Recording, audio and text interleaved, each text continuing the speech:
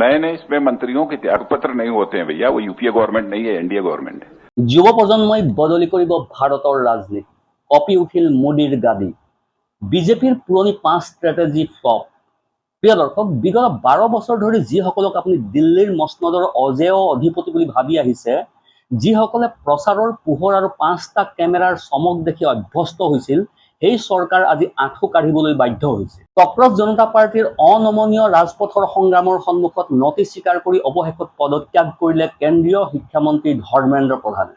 যি মোদী চৰকাৰে CAA, কৃষক আন্দোলন অথবা মল্লযোদ্ধাসকলৰ প্ৰতিবাদৰ সময়তো কোনো মন্ত্ৰীৰ পদত্যাগ কৰাটো দূৰৰে কথা, কোনো গুৰুত্বই দিয়া নাছিল। আজি নিটৰ পেপাৰ লিক আৰু শিক্ষা ক্ষেত্ৰৰ দুৰ্নীতিৰ বিৰুদ্ধে অনশনৰত লাখ লাখ জেনজি যুৱকৰ ধুমুহা সদৃশ বতাহে সেই অহংকাৰৰ ৰাজপ্ৰসাদক তাজপাতৰ ঘৰৰ দৰে যেন নিমিষতে খহাই পেলালে। আন্দোলনকাৰীসকলে প্ৰথম দিনৰে পৰা স্পষ্টকৈ জনাই দিছিল, শিক্ষামন্ত্ৰীৰ পদত্যাগ অবিহনে কোনো চৰ্ততে আলোচনা প্ৰত্যাহাৰ নহব। শিক্ষামন্ত্ৰীৰ পদত্যাগ অবিহনে কোনো চৰ্ততে আন্দোলন প্ৰত্যাহাৰ নহব, কোনো আপোচ নহব। দুটা পৰ্যায়ৰ বৈঠকত চৰকাৰে হাজাৰ চেষ্টা কৰিলেও যুৱ সমাজ বটবৃক্ষৰ দৰে অটল হৈ থাকিল। ফলস্বৰূপে কালি বিয়লি তৃতীয় পৰ্যায়ৰ বৈঠক আৰম্ভ হোৱাৰ আগতেই প্ৰধানমন্ত্ৰীৰ ওচৰলৈ পদত্যাগ পত্ৰ পঠিয়াবলৈ বাধ্য হল ধৰ্মেন্দ্ৰ প্ৰধান।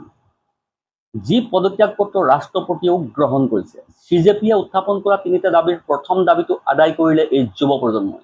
কিন্তু প্ৰশ্ন হ'ল, চৰকাৰে ইমান দিনে কোনো আন্দোলনক গুৰুত্বই দিয়া নাছিল। তেওঁলোকে হঠাতে কেনেকৈ এডল 20-22 বছৰীয়া যুৱকৰ সন্মুখত এইদৰে বেকফুটলৈ গ'ল? কিয় বিজেপিৰ বহু পুৰণি 5টা ষ্ট্ৰেটেজি এইবাৰ জেনজিৰ সন্মুখত আহি সম্পূৰ্ণ বিধ্বংস হৈ পৰিল? প্ৰিয় দৰ্শক, আহক পোনে পোনে যাওঁ প্ৰকৃত সত্যৰ অন্তৰাললৈ। নমস্কাৰ, নিউজ ওৱান নৰ্থ ইষ্টৰ আজিৰ এই প্ৰতিবেদনলৈ আপোনাক স্বাগতম। আপুনি চাই আছে দেশৰ এটা অগ্ৰণী, নিৰ্ভীক, নিৰপেক্ষ আৰু বহুভাষিক channel News One North East. News One North ইষ্টৰ মাধ্যমেৰে আমি কেৱল বাতৰি সম্প্ৰচাৰ কৰাই নহয়, ইয়াৰ আঁৰৰ প্ৰকৃত সত্যও আপোনাৰ সন্মুখত তুলি ধৰিবলৈ চেষ্টা কৰোঁ, যিবিলাক বাতৰি গদি মিডিয়াই আপোনাৰ সন্মুখৰ পৰা সদায়েই লুকুৱাই ৰাখে। প্ৰিয় দৰ্শক, অনুগ্ৰহ কৰি আমাৰ এই নিউজ ওৱান নৰ্থ ইষ্ট চেনেলটো ছাবস্ক্ৰাইব কৰিবলৈ নাপাহৰিব, কাৰণ আমাৰ এই নিউজ ওৱান নৰ্থ ইষ্টৰ দৰে এনে প্ৰকৃত খবৰ আপুনি আন ক'তো চাবলৈ হয়তো নাপাব। টিভি চেনেলবোৰে এই খবৰ দেখুৱাবই নোৱাৰে, কাৰণ সেই চেনেলবোৰ চৰকাৰৰ ইচাৰাতহে চলে।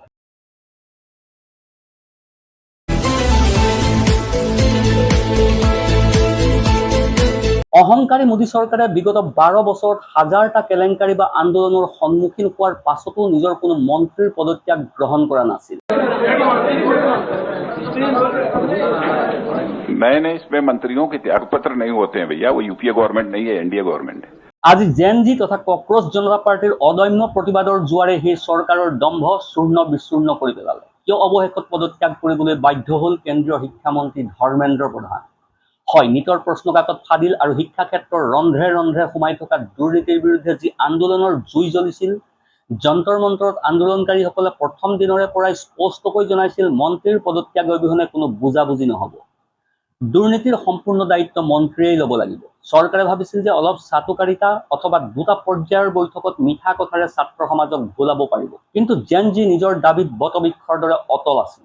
কালি বিয়লি তৃতীয় পৰ্যায়ৰ বৈঠক হোৱাৰ কথা আছিল, কিন্তু ৰাজপথৰ এই অনমনীয় দাবানল দেখি বৈঠক আৰম্ভ হোৱাৰ আগতেই পদত্যাগ পত্ৰ প্ৰধানমন্ত্ৰীৰ ওচৰলৈ পঠিয়াবলৈ বাধ্য হল ধৰ্মেন্দ্ৰ প্ৰধান। আৰু সূত্ৰৰ খবৰ অনুসৰি ৰাষ্ট্ৰপতিয়েও সেই পদত্যাগ পত্ৰ গ্ৰহণ কৰিছে। কক্ৰজ জনতা পাৰ্টিয়ে যি 3টা মুখ্য দাবী উত্থাপন কৰিছিল, তাৰ প্ৰথম আৰু আটাইতকৈ ডাঙৰ দাবীটো আদায় কৰিলে এই যুৱ প্ৰজন্মই। আজিৰ এই জয় কেৱল এজন মন্ত্ৰীৰ পদত্যাগৰ জয় নহয়, এই জয় ভাৰতৰ কোটি কোটি যুৱক যুৱতীৰ। ক্ষমতাৰ দম্ভক ৰাজপথলৈ আনি আঁঠু কঢ়াই বহুৱাই যেন জেনজিয়ে আজি প্ৰমাণ কৰি দিলে, দিল্লীৰ মসনদ যিমানেই শক্তিশালী নহওক কিয়, জনতাৰ শক্তিৰ আগত নতি স্বীকাৰ কৰিবই লাগিব। কিন্তু প্ৰশ্ন হ'ল, কেনেকৈ গঢ় লৈ উঠিলে ঐতিহাসিক পটভূমি? কিয় দিল্লী পুলিচে বিপজ্জনক অস্ত্ৰ ব্যৱহাৰ কৰিবলৈ বাধ্য হৈছিল? আহক আৰম্ভণিৰে পৰা জানো। যাৰ মুখত মিত্ৰৰ বাহিৰে আন একো শুনা নাযায়, তেওঁ হঠাতে মাজনিশা ফ্ৰেণ্ডছ বুলি সম্বোধন কৰিবলৈ আৰম্ভ কৰিলে। Thank you friends. फ्रेंड्स, मैं जानता हूं कि पेपर लीक कोई मामूली बात नहीं। 3 দিনত নৰেন্দ্ৰ মোদীয়ে একেৰাহে 3বাৰ বক্তব্য ৰাখিবলৈ বাধ্য হল। জেনজিৰ ধুমুহা সদৃশ জোকাৰণিয়ে মোদী চৰকাৰৰ সিংহাসনত সঁচাকৈ জোকাৰণিৰ সৃষ্টি কৰিলে নেকি? হয়, এনে এক জোকাৰণিৰ সৃষ্টি কৰিলে যে চৰকাৰ এতিয়া প্ৰায় দিশহাৰা হৈ পৰিছে। কিন্তু কিয় হঠাৎ বেকফুটলৈ গ'ল নৰেন্দ্ৰ মোদী? ইয়াৰ আঁৰত 5টা স্পষ্ট ডাঙৰ কাৰণ আছে। প্ৰিয় দৰ্শক, মই আপোনাক এটাকৈ কম, বিজেপি চৰকাৰৰ 12 বছৰৰ অভিলেখ চাওক। যিকোনো আন্দোলন নিয়ন্ত্ৰণ কৰিবলৈ তেওঁলোকে মূলতঃ 5টা পুৰণি কৌশল ব্যৱহাৰ কৰি আহিছে। ইমান দিনে সেইবোৰে নিখুঁতভাৱে কাম কৰিছিল, কিন্তু এইবাৰ সমীকৰণ সম্পূৰ্ণ সলনি হৈ গ'ল। সেই 5টা ঐতিহাসিক ফৰ্মুলা এইবাৰ সম্পূৰ্ণৰূপে ফ্লপ হ'ল। প্ৰথমতে বিজেপি চৰকাৰৰ আটাইতকৈ ডাঙৰ অস্ত্ৰ হ'ল নেৰেটিভ। যিকোনো আন্দোলন আৰম্ভ হ'লেই তেওঁলোকে আন্দোলনকাৰী নেতাক চীনা এজেণ্ট, পাকিস্তানী এজেণ্ট, চৰচৰ এজেণ্ট বা এণ্টি নেশ্যনেল বুলি আখ্যা দি সমগ্ৰ পৰিস্থিতি বদলি কৰিছিল। গদি মিডিয়া আৰু IT চেলৰ জৰিয়তে এনে এক পৰিৱেশ সৃষ্টি কৰা হৈছিল যাতে সাধাৰণ মানুহেও সেই আন্দোলনক সন্দেহ কৰিবলৈ আৰম্ভ কৰে। কিন্তু এইবাৰ বিজেপিৰ সেই পুৰণি ফৰ্মুলাই একো কাম নকৰিলে। চিকিৎসকসকলেও কয় একেটা এণ্টিবায়টিকে বেছি দিন কাম নকৰে, শৰীৰত ৰেজিষ্টেঞ্চ সৃষ্টি হয়। ক্ষমতাৰ ইক'চিষ্টেমৰ পুৰণি ফৰ্মুলাই কাম নকৰিলে, কাৰণ এই আন্দোলনত নিৰ্দিষ্টভাৱে আক্ৰমণ কৰিব পৰাকৈ কোনো ৰাজনৈতিক নেতা নাই। যুৱসকলৰ ওচৰত কক্ৰজ জনতা পাৰ্টিৰ প্ৰতিষ্ঠাপক অভিজিৎ দীপকে কেৱল এটা অজুহাতহে আছিল। ক্ষোভ প্ৰকাশ কৰিবলৈ এটা আৰম্ভণিৰ প্ৰয়োজন আছিল। যুৱ সমাজ কোনো ব্যক্তিৰ আহ্বানত ৰাজপথলৈ নামি অহা নাছিল। তেওঁলোক নামিছে নিজৰ ভৱিষ্যত ৰক্ষা কৰিবলৈ। দল বান্ধি আহি তেওঁলোকে ৰাজপথত থিয় দিছে, কিন্তু কোনো ব্যক্তিৰ অনুগামী হৈ নহয়। আনকি এটা ভিডিঅ' শ্বট ভাইৰেল হৈছে, য'ত এজন যুৱ পুলিচ কৰ্মচাৰীয়ে গৌৰৱেৰে কৈছে, মই উত্তৰাখণ্ড পুলিচৰ চাকৰি এৰি কক্ৰজ জনতা পাৰ্টিৰ আন্দোলনত যোগ দিবলৈ আহিছো। পুলিচে কৈছে, আৰে সিং আগবাঢ় ভাই, মাৰি দে। প্ৰথমতে বিজেপি নেতাসকলে কম চেষ্টা কৰা নাছিল। যিহেতু অভিজিৎ দীপকে আমেৰিকাৰ পৰা উভতি আহিছিল, সেয়েহে তেওঁক CIA এজেণ্ট বুলি চিহ্নিত কৰাটো অতি সহজ আছিল। দেশ বিৰোধী টেগ লগোৱাৰ সম্পূৰ্ণ চেষ্টা চলিছিল, কিন্তু ফলাফল সম্পূৰ্ণ ওলোটা হ'ল। জেনজিয়ে এই নেৰেটিভক এক মুহূৰ্ততে উৰুৱাই দিলে। মিম বনাই উল্টাই প্ৰতিবাদকাৰীসকলে নিজৰ গাতে ঠাট্টা কৰি দেশ বিৰোধী লিখি ৰিভাৰ্ছ চাইকলজি খেলি দিলে। শাসকৰ ট্ৰল আৰ্মিও ক্ৰমে ব্যাকফুটলৈ গ'ল। শাসকৰ দ্বিতীয় ফৰ্মুলাটো কি? আন্দোলনকাৰীসকলক ক্লান্ত কৰি তোলা।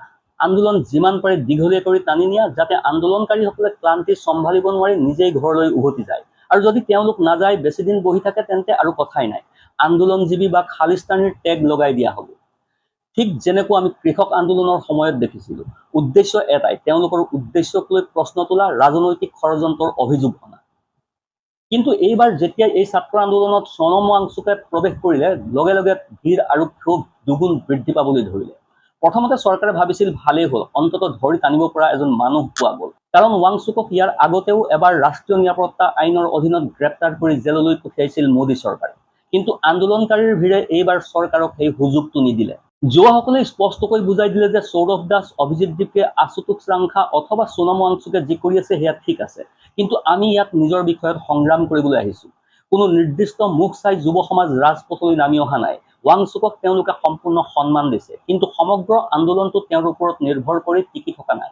আনকি ইমান দিনে অনশন চলোৱাৰ পাছত সোণম ৱাংচুকে কেন্দ্ৰীয় মন্ত্ৰী JP নাড্ডাৰ সন্মুখত অনশন ভংগ কৰিলে। ইয়াত সোণম ৱাংচুকক বেনিফিট অফ ডাউট দিয়া হ'লেও জেনজিৰ ৰাজপথত থকা কোনো লোকেই প্ৰশ্ন তোলা নাছিল যে সোণম ৱাংচুকৰ উচিত আছিল যন্তৰ মন্তৰৰ অনশনস্থলীলৈ আহি যুৱ প্ৰজন্মৰ সন্মুখত অনশন ভংগ কৰা। লক্ষ্য কৰক, কোনো নিৰ্দিষ্ট ব্যক্তিক লৈ জেনজিৰ কোনো খেদ নাই। ৱাংচুকক যেতিয়া লৈ যোৱা হ'ল, তেতিয়া ছাত্ৰসকল অলপো লৰচৰ কৰা নাছিল, বৰঞ্চ আন্দোলনৰ তীব্ৰতা আৰু বাঢ়িল। এতিয়া প্ৰশ্ন হ'ল, এনেদৰে এইবাৰ আন্দোলনজীৱীৰ টেগটো কাৰ গাত লগাব পাৰি? কাক ক'ব পাৰি যে তেওঁলোকে ৰাজনীতি কৰি আছে? কাৰণ যিসকল ছাত্ৰ য'তে থিয় হৈ সংগ্ৰাম কৰি আছে, তেওঁলোক কোনো ৰাজনৈতিক দলৰ কৰ্মী নহয় অথবা কাৰোবাৰ দ্বাৰা পৰিচালিতও নহয়। আৰু যিবোৰ ৰাজনৈতিক দলে সমৰ্থন জনাবলৈ তাত উপস্থিত হৈছে, তেওঁলোকে কেৱল নিজৰ সন্মতি জনাই উভতি যাবলৈ বাধ্য হৈছিল। কিন্তু ছাত্ৰসকলৰ ভিৰ তেওঁলোকৰ পাছত দৌৰি যোৱা নাই। ফলত শাসকৰ সেই পুৰণি ৰাজনৈতিক ষড়যন্ত্ৰৰ নেৰেটিভটো সম্পূৰ্ণ ব্যৰ্থ হ'ল। কৃষক অথবা মল্লযোদ্ধাসকলৰ আন্দোলনক সহজেই এখন বিশেষ ৰাজ্য বা বিশেষ জাতিৰ আন্দোলন বুলি চিহ্নিত কৰি নিকৃষ্ট ৰাজনীতি কৰা সম্ভৱ হৈছিল। কিন্তু ইয়াত কি কৰিব? যিসকলৰ প্ৰশ্ন কাকত ফাদিল হৈছে, যিসকলৰ ভৱিষ্যত ধ্বংস হৈছে, তেওঁলোকৰ গাত আপুনি কিহৰ টেগ লগাব? অৰ্থাৎ যি আন্দোলনৰ কোনো নিৰ্দিষ্ট কালাৰ নাই, তাক চেপি ধৰিব কেনেকৈ? প্ৰিয় দৰ্শক, গতিকে উপায় নেদেখি ফৰ্মুলা সলনি কৰিবলগীয়া হ'ল। আৰু সেয়েহে নৰেন্দ্ৰ মোদী পোনে পোনে হেল্ল' ফ্ৰেণ্ডছলৈ নামি আহিবলগীয়া হ'ল। শাসক দল বিজেপিৰ তৃতীয় ফৰ্মুলাটো কি? মেইন ষ্ট্ৰীম গদি মিডিয়াক ব্যৱহাৰ কৰি আন্দোলনৰ এটা ভিলেইন সৃষ্টি কৰা। কিন্তু এই জেনজি প্ৰজন্মই আৰু টিভি নিউজ নাচায়, তেওঁলোকে চইচ কৰে ইউটিউব, ইনষ্টাগ্ৰাম। সেইকাৰণে 18 জুলাই আগলৈকে এটাও তথাকথিত ৰাষ্ট্ৰীয় সংবাদ মাধ্যমে এই ঐতিহাসিক প্ৰতিবাদৰ খবৰ সম্প্ৰচাৰ কৰা নাছিল। অথচ যোৱা 20 জুনৰ পৰা যুৱসকলে যন্তৰ মন্তৰত একেৰাহে আন্দোলন চলাই আহিছিল, কিন্তু গদি মিডিয়াই খবৰটো লুকুৱাই ৰাখিলে। কাৰণ কাক ভিলেইন বনাব? দেখুৱাবই বা কি? যুৱসকলৰ মাজত নৰেন্দ্ৰ মোদীৰ ভাৱমূৰ্তি ইমান দিন যথেষ্ট উজ্জ্বল আছে। মিম, ৰিলছ, পৰীক্ষা পে চৰ্চা অথবা পাবজিৱালা হাঁহ কিয়া ধৰণৰ গিমিকৰ জৰিয়তে যুৱসকলৰ মাজত এক বিশাল ফেন বেছ গঢ়ি তোলা হৈছিল। কিন্তু আজি সেই ভাৱমূৰ্তিত ডাঙৰ আঘাত লাগিছে। ল'ৰা ছোৱালীবোৰে এতিয়া মোদীৰ বিৰুদ্ধে প্ৰকাশ্যভাৱে মুখ খুলিছে আৰু সেয়াও নিজৰ ভাষাত, জেনজিৰ ভাষাত। তেওঁলোকে ৰসিকতাৰে মিম বনাই ট্ৰল কৰি উত্তৰ দিছে। প্ৰিয় দৰ্শক, চতুৰ্থ ফৰ্মুলাটা হৈছে পুলিচী দমন পীড়ন আৰু IT চেলক নমাই অপপ্ৰচাৰ চলোৱা। সেইটোও ফ্লপ। 20 জুলাইত এই প্ৰতিবাদক সমাজ বিৰোধীসকলৰ তাণ্ডৱ বুলি ঘোষণা কৰাৰ প্ৰাণপণ চেষ্টা কৰা হৈছিল, কিন্তু সেইটোও সম্ভৱ নহল, কাৰণ তেতিয়ালৈকে সমগ্ৰ ঘটনা ছচিয়েল মিডিয়াত লাইভ হৈ গৈছিল। সকলোৰে হাতত স্মাৰ্টফোন আছিল। কেমেৰাৰ দৃষ্টি লুকুৱাই সত্য গোপন কৰাৰ কোনো উপায় নাছিল। চৰকাৰৰ ফালৰ পৰা ইণ্টাৰনেট বন্ধ কৰা স্বত্বেও কোনো লাভেই নহল। ইউটিউবৰ স্বাধীন সাংবাদিকসকলে লাঠিচাৰ্জৰ প্ৰকৃত সত্যটো নন ষ্টপ লাইভ দেখুৱাই গ'ল। ফলত গদি মিডিয়াই যি মিছা কাহিনী বনাবলৈ চেষ্টা কৰিছিল সেয়া আৰম্ভণিতেই ব্যৰ্থ হ'ল। কাৰণটো আকৌ কৈছো, এই যুৱ প্ৰজন্মই টিভিয়েই নাচায়। মেইন ষ্ট্ৰীম মিডিয়াই প্ৰচাৰ চলাবলৈ চেষ্টা কৰিছিল যে পুলিচে অতি উৎকৃষ্ট কাম কৰিছে, কোনো লাঠিচাৰ্জেই হোৱা নাই, সকলো শান্তিপূৰ্ণভাৱে সম্পন্ন হৈছে। কিন্তু ইউটিউব আৰু ইনষ্টাগ্ৰামত প্ৰকাশ পোৱা ভিডিঅ'সমূহে চকুৰ সন্মুখতে সত্যটো স্পষ্ট কৰি তুলিলে। সম্পূৰ্ণ শান্তিপূৰ্ণভাৱে বহি থকা ছাত্ৰসকলৰ ওপৰত পুলিচে কেনেকৈ নিৰ্মমভাৱে লাঠিৰে প্ৰহাৰ কৰিছিল তাৰ ভিডিঅ' মুহূৰ্ততে সকলোৰে ফোনে ফোনে বিয়পি পৰিল। 20 তাৰিখৰ আন্দোলনক কেন্দ্ৰ কৰি এটা ভুৱা নেৰেটিভ সৃষ্টি কৰাৰ প্ৰাণপণ চেষ্টা কৰা হৈছিল। প্লেন আছিল ছাত্ৰসকলক উপদ্ৰৱকাৰী প্ৰমাণ কৰা। কোৱা হ'ব তেওঁলোকে শিল দলিয়াইছিল, গাড়ী জ্বলাই দিছিল, আনকি ইয়াক প্ৰমাণ কৰি দেখুৱাবলৈ ভঙা চিঙা গাড়ীও আনকি হাজিৰ কৰি ৰখা হৈছিল। কিন্তু ছাত্ৰসকলে অসাধাৰণ সংযম দেখুৱালে, একেবাৰে গান্ধীবাদী সংযম। জাতিৰ পিতা মহাত্মা গান্ধীক হত্যা কৰাৰ ৭৮ বছৰৰ পাছতো তেওঁ যে এতিয়াও জীৱিত, এই জেনজি আন্দোলনে সেই কথা প্ৰমাণ কৰি দিলে। তেওঁলোকে দেহত লাঠিৰ কোব সহ্য কৰিলে, ছোৱালীসকলৰ ইজ্জতত ৰাষ্ট্ৰৰ হাত লাগিল, অথচ তেওঁলোকৰ কোনেও হিংসাত্মক কাৰ্যৰ আশ্ৰয় নললে। আনকি শিল দলিয়াবলৈ চেষ্টা কৰা দুই এজনক আন ছাত্ৰসকলে হাতে লোকে ধৰিলে, আৰু এই জুইত ঘি ঢালিলে ইনষ্টাগ্ৰামৰ এলগৰিদমে। দেশৰ প্ৰতিজন যুৱকৰ ফিড এই প্ৰতিবাদৰ ভিডিঅ'ৰে ভৰি পৰিল। প্ৰিয় দৰ্শক, এতিয়া আহক শাসকৰ পঞ্চম আৰু আটাইতকৈ ডাঙৰ ফৰ্মুলা ভোটৰ অংক। বিজেপিয়ে যেতিয়ালৈকে কোনো বিষয়ত ব্যৱস্থা লোৱা নাছিল, যেতিয়ালৈকে নিজৰ ভোট বেংক হেৰুওৱাৰ ভয় সৃষ্টি হোৱা নাছিল, তেওঁলোকে ভালদৰেই জানে যে তেওঁলোকৰ ভোটাৰ কোন। সেইবাবেই প্ৰথম এমাহ ধৰি চৰকাৰ সম্পূৰ্ণ নীৰৱ আছিল, যেন দেশত একোৱেই হোৱা নাছিল। কোনো জেনজি আন্দোলন বা যন্তৰ মন্তৰৰ প্ৰতিবাদ তেওঁলোকৰ চকুতেই পৰা নাছিল। বিজেপিৰ কোনো নেতা বা IT চেলে এই বিষয়ত এটা শব্দও প্ৰকাশ কৰা নাছিল। দেখুৱাবলৈ চেষ্টা কৰিছিল যে আমি এইবোৰক একেবাৰেই গুৰুত্ব দিয়া নাই। কিন্তু সমস্যা হ'ল, যেতিয়া নিজৰ ঘৰৰ মানুহেই প্ৰশ্ন তুলিবলৈ আৰম্ভ কৰে, তেতিয়া আৰু মুখ লুকুৱাই থকা নাযায়। নৰেন্দ্ৰ মোদীয়ে খুব ভালদৰেই জানে যে এই জেনজি যুৱকসকলেই দেশৰ ভৱিষ্যতৰ ভোটাৰ। এওঁলোকে হয়তো প্ৰথমবাৰৰ বাবে ভোট দিছে, কিন্তু আগন্তুক নিৰ্বাচনত ভোট দিব। প্ৰথমবাৰৰ বাবে ভোট দিবলৈ যোৱাৰ আগতে পিঠিত পৰা জীৱনৰ প্ৰথম আৰক্ষীৰ লাঠিৰ কোব তেওঁলোকে কেতিয়াবা পাহৰিব পাৰিবনে? লাঠিৰ কোব হয়তো যন্তৰ মন্তৰত থিয় হৈ থকা ছাত্ৰ ছাত্ৰীসকলেই খাইছিল, কিন্তু তাৰ যন্ত্ৰণা আৰু ক্ষোভ বিয়পি পৰিছিল সমগ্ৰ দেশজুৰি কোটি কোটি যুৱক যুৱতীৰ বুকুত। যিসকলে সেই নিৰ্যাতনৰ ভিডিঅ'বোৰ দেখিছিল, সেই কোব তেওঁলোকৰ প্ৰতিজনৰ পিঠিত লাগিছিল। আগন্তুক দিনত ভোট দিবলৈ যোৱাৰ আগতে প্ৰতিজন ল'ৰা ছোৱালীৰ মনত থাকিব কেনেকৈ তেওঁলোকে ৰাতিৰ পিছত ৰাতি উজাগৰে থাকি কৰা কঠোৰ পৰিশ্ৰম হোৱাটছএপ আৰু টেলিগ্ৰামত মাত্ৰ কেইহাজাৰমান টকাত পেপাৰ লিকৰ জৰিয়তে বিক্ৰী কৰি দিয়া হৈছে। আৰু তাৰ বিৰুদ্ধে প্ৰতিবাদ কৰিবলৈ গ'লে পোৱা যায় অপৰাধীৰ দৰে আৰক্ষীৰ নিৰ্মম প্ৰহাৰ, গুলী আৰু টিয়াৰ গেছ। এই সত্যটো আজি নৰেন্দ্ৰ মোদীয়েও হাড়ে হিমজুৱে অনুভৱ কৰিছে। কাৰণ এই জেনজি প্ৰজন্মক টকা 10,000 বা বিনামূলীয়া কিবা এটা দি কিনি লোৱা অসম্ভৱ। এওঁলোক গ্লবেলাইজেশ্যনৰ যুগত বাস কৰা এটা ডিজিটেল প্ৰজন্ম, যিসকলে ছচিয়েল মিডিয়া ব্যৱহাৰ কৰি ক্ষমতাৰ ভেটি কঁপাই তুলিব জানে। কেৱল যুৱকসকলেই কিয়, ভোটাৰৰ সমীকৰণটো আন এটা ডাঙৰ প্ৰত্যাহ্বান আহিছে। এই ল'ৰা ছোৱালীবোৰৰ পিতৃ মাতৃৰ এটা ডাঙৰ অংশই হয়তো ইমান দিনে বিজেপিকেই ভোট দি আহিছে। কিন্তু আজি যেতিয়া তেওঁলোকে নিজৰ চকুৰে দেখিছে যে প্ৰশ্নকাকত ফাদিলৰ বিৰুদ্ধে আন্দোলন কৰাৰ অপৰাধত তেওঁলোকৰ সন্তানসকলৰ ওপৰত কেনেকৈ অমানৱীয় অত্যাচাৰ চলোৱা হৈছে, তেতিয়া তেওঁলোকৰ ক্ষোভ কিমান দূৰলৈকে বিয়পি পৰিব পাৰে। ছাত্ৰসকলে কোনো অন্যায় দাবী কৰা নাই। এই যুক্তিসংগত দাবীৰ বিৰুদ্ধে আপুনি কি নেৰেটিভ সৃষ্টি কৰিব? ফল যি হ'ব লগা সেয়াই হৈছে। ছাত্ৰসকলৰ ভোট হেৰুৱালেই। লগে লগে বিজেপিৰ হাতৰ পৰা পিছলি গৈছে তেওঁলোকৰ অভিভাৱক ভোটাৰসকলো। আনকি পৰিস্থিতি নিয়ন্ত্ৰণ কৰিব নোৱাৰি বিজেপিৰ প্ৰবীণ নেতাসকলেও এইবাৰ মুখ খুলিবলৈ বাধ্য হৈছে। মুৰলী মনোহৰ যোশীৰ দৰে প্ৰবীণ নেতা, যাক এই ব্যৱস্থাটোৱে 12 বছৰৰ আগতেই বানপ্ৰস্থলৈ পঠিয়াই দিছিল, তেওঁ চৰকাৰৰ ভূমিকাক লৈ পোনপটীয়াকৈ প্ৰশ্ন তুলি কৈছে, এই ঘটনা অত্যন্ত দুখজনক। যুৱকসকলে এইদৰে মাৰ খোৱা দেখি কষ্ট পাইছো। অৰ্থাৎ প্ৰবীণ ভোটাৰসকলৰ লগতে যিসকল নিৰ্দিষ্ট জাতি বা গোষ্ঠীৰ নেতা এতিয়া সৰব হৈছে, সেই ভোট বেংকতো ভাঙোন আহিবলৈ আৰম্ভ কৰিছে। ঠিক এই কাৰণেই মোদীয়ে তেওঁ বহু পুৰণি মিত্ৰ এৰি এৰাতিৰ ভিতৰতে জেনজিৰ ভাষাত ফ্ৰেণ্ডছ বুলি সম্বোধন কৰিবলৈ বাধ্য হ'ল। মোদীৰ সেই ভিডিঅ' বাৰ্তাটো আচলতে দেশবাসীৰ উদ্দেশ্যে নহয়, ই আচলতে এই যুৱ প্ৰজন্মৰ সৈতে বন্ধুত্ব গঢ়ি তোলাৰ এটা চেষ্টাহে। এফালে ক্ষুদ্ৰ ছাত্ৰ সমাজ আৰু তেওঁলোকৰ পৰিয়াল, আনফালে ইণ্টাৰনেট বন্ধ হোৱাৰ পাছত আন্তঃৰাষ্ট্ৰীয় মিডিয়া আৰু হিউমেন ৰাইটৰ তীক্ষ্ণ নজৰ। বিজেপি চৰকাৰ আজি প্ৰকৃততে ত্ৰিমুখী আক্ৰমণৰ সন্মুখীন। ঘৰুৱা শত্ৰু, বিৰোধী শক্তি আৰু আন্তঃৰাষ্ট্ৰীয় প্ৰেছাৰ। মোদী চৰকাৰৰ ইমান দিনৰ নিখুঁত দেৱালত ইতিমধ্যে এটা ডাঙৰ ফাট মেলিছে। যি কাম বিগত 12 বছৰত CAA NRC বিৰোধী আন্দোলনে কৰিব পৰা নাছিল, যি ধাক্কা কৃষক আন্দোলন বা মল্লযোদ্ধাসকলৰ প্ৰতিবাদে দিব পৰা নাছিল, সেই কাম কৰিছে এদল যুৱক যুৱতীয়ে। অৱশ্যে বিজেপিৰ সমৰ্থকসকলে যুক্তি দিব পাৰে যে মোদীয়ে শিৰ নত কৰা নাই, তেওঁ কেৱল যুৱকসকলৰ কথা শুনিছে। কিন্তু বিশাল জনসভাত 5টা হাইটেক কেমেৰাৰ সন্মুখত টেলিপ্ৰম্পটাৰ চাই বক্তব্য দিয়া মোদীয়ে যেতিয়া হঠাতে অকলে নিজৰ ফোনৰ চেলফি কেমেৰা অন কৰি ভিডিঅ' বনাই প্ৰাইম টাইমৰ সলনি নিশা 12 বজাত ভিডিঅ' পোষ্ট কৰে আৰু মিত্ৰৰ সলনি ফ্ৰেণ্ডছ বুলি সম্বোধন কৰে, তেতিয়া বুজিবলৈ বাকী নাথাকে যে দিল্লীৰ হিংসাখন কিমান আতংকিত হৈছে। ছাত্ৰ যুৱ আন্দোলন দমন কৰিবলৈ এফালে এখন নতুন বিধেয়ক আনি দিল্লী আৰক্ষী আয়ুক্তৰ হাতত গৃহ মন্ত্ৰালয়ৰ ফালৰ পৰা এনে ক্ষমতা দিয়া হৈছে যে তেওঁ যাকেই খুচি তাকেই তুলি লৈ গৈ জেলত ভৰাই দিব পাৰে। কোনো কাৰণ দেখুৱাব নালাগে, কি অপৰাধ কি শাস্তি, আদালত কাছাৰী কোনো বিচাৰ প্ৰক্ৰিয়াৰ প্ৰয়োজন নহ'ব। পোনে পোনে কাৰাগাৰৰ ভিতৰত ভৰাই দিব পাৰিব। আৰু এই কুখ্যাত কলা আইনখনৰ নাম নেশ্যনেল ছিকিউৰিটি এক্ট, NSA বা ৰাষ্ট্ৰীয় নিৰাপত্তা আইন। স্বাধীন ভাৰতত ইয়াতকৈ অধিক বিপদজনক কোনো আইনী ব্যৱস্থা আছেনে নাই সন্দেহ, কাৰণ ইয়াত অভিযুক্ত ব্যক্তিৰ নিজৰ বক্তব্য ৰখাৰ বিন্দু মাত্ৰও সুযোগ নাথাকে। আটাইতকৈ তাৎপৰ্যপূৰ্ণ বিষয়টো হ'ল এই আদেশৰ সময়সীমা চৰকাৰী নথিত স্পষ্টকৈ লিখা আছে। 19 জুলাইৰ পৰা 18 অক্টোবৰ পৰ্যন্ত, অৰ্থাৎ সম্পূৰ্ণ 3 মাহ আৰক্ষী আয়ুক্তৰ হাতত এই সীমাহীন ক্ষমতা কাৰ্যকৰী হৈ থাকিব। আৰু এই 3 মাহ ঠিক কোনটো সময়? যেতিয়া দেশৰ যুৱ ছাত্ৰ সমাজে নিজৰ ভৱিষ্যতৰ সংগ্ৰামৰ বাবে ৰাজপথত নামিছে, আৰক্ষীৰ অমানৱীয় লাঠিচাৰ্জ চলিছে, কাৰোবাৰ মূৰ ফাটি তেজ গৈছে, কাৰোবাৰ হাড় ভাঙিছে। আনকি বিভিন্ন মিডিয়া ৰিপৰ্টত দাবী কৰা হৈছে যে আন্দোলনকাৰী ছাত্ৰসকলক দমন কৰিবলৈ পেলেট গান পৰ্যন্ত ব্যৱহাৰ কৰা হৈছিল। আৰক্ষী কিন্তু একেবাৰেই নীৰৱ হৈ থকা নাই। তেন্তে এইবাৰ এই জেনজি যুৱকসকলক দমন কৰিবলৈ NSAৰ ভয় দেখুওৱা হ'ব নেকি? ব্ৰিটিছ আমোলৰ সেই দমনমূলক ৰাওলাট এক্টৰ দৰে এইবাৰো আকৌ একেধৰণৰ ব্যৱস্থা কৰা হৈছে নেকি? কেৱল মনত ৰাখক, NSA আইন যিকোনো সাধাৰণ আইনী প্ৰক্ৰিয়াতকৈ বহুগুণে অধিক কঠোৰ, নিৰ্মম আৰু বিপদজনক। অথচ দেশৰ বিভিন্ন প্ৰান্তত সিঁচৰিত হৈ থকা 20ৰ পৰা 22 বছৰীয়া যুৱ ছাত্ৰসকলে নিজৰ টকা খৰচ কৰি দলে দলে দিল্লীত উপস্থিত হৈছে। কেৱল ছাত্ৰসকলেই নহয়, তেওঁলোকৰ কাষত আহি থিয় দিছে তেওঁলোকৰ অভিভাৱকসকলো, তেওঁলোকৰ পিতৃ মাতৃও। কিয় আহিছে তেওঁলোক? কোনো দয়া বা ভিক্ষা বিচাৰিবলৈ অহা নাই। বিগত নিৰ্বাচনত যি ৰাজনৈতিক ব্যৱস্থাৰ ওপৰত ভৰসা কৰি আপোনালোক ক্ষমতাত বহিছিল, সেই দেশৰ জনতা আজি আপোনালোকৰ ওচৰলৈ কামৰ হিচাপ বিচাৰিবলৈ আহিছে।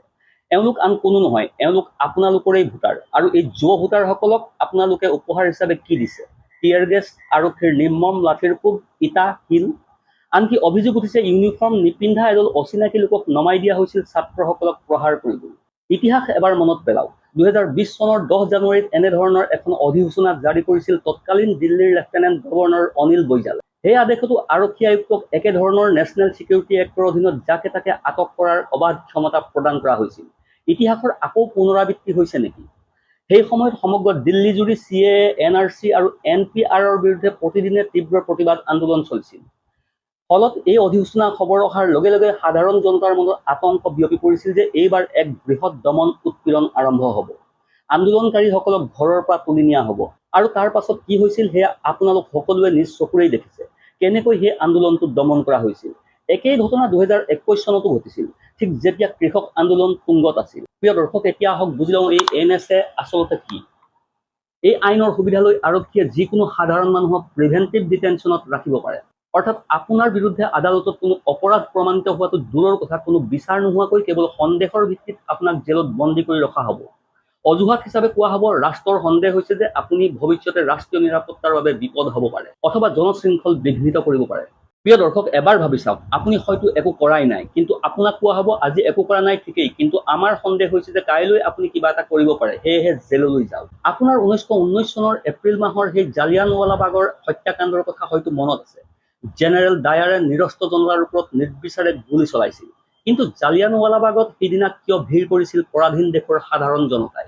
কাৰণ তেওঁলোকে ব্ৰিটিছ চৰকাৰে অনা এখন কুখ্যাত আইনৰ বিৰুদ্ধে প্ৰতিবাদ কৰিবলৈ আহিছিল, যাৰ নাম আছিল ৰাওলাট আইন।